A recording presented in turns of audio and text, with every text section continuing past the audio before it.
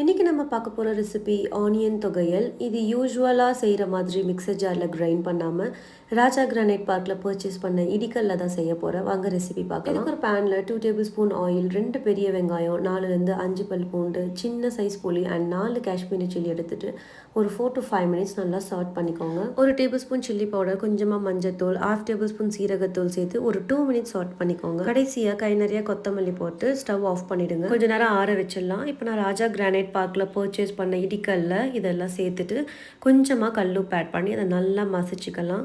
எப்போவுமே செய்கிற மாதிரி நம்ம மிக்சர் ஜார்லேயே கிரைண்ட் பண்ணாமல் இந்த மாதிரி இடிக்கல்ல சேர்த்து பண்ணும்போது டேஸ்ட்டும் நமக்கு இன்னும் கொஞ்சம் எக்ஸ்ட்ராவாக கிடைக்கும். இப்போ இது ஒரு பவுலில் மாற்றிட்டு கொஞ்சமாக எண்ணெய், கடுகு, உளுத்தம் பருப்பு, காஞ்ச மிளகா, கருவேப்பிலை இதெல்லாம் சேர்த்து தாளிச்சிட்டு நல்லா மிக்ஸ் பண்ணிக்கோங்க. அண்ட் வெங்காய தொகையிலும் ரெடி ஆகிடுச்சு. இந்த ஃபினிஷிங்குமே ரொம்பவே சூப்பராக இருக்குது. இவங்களோட மேனுஃபேக்சரிங் சேலம் தான். அண்ட் இவங்களோட பேஜ் நான் கமெண்ட்டில் கொடுக்குறேன். போய் செக் பண்ணி உங்களுக்கான ப்ராடக்ட் வாங்கிக்கோங்க.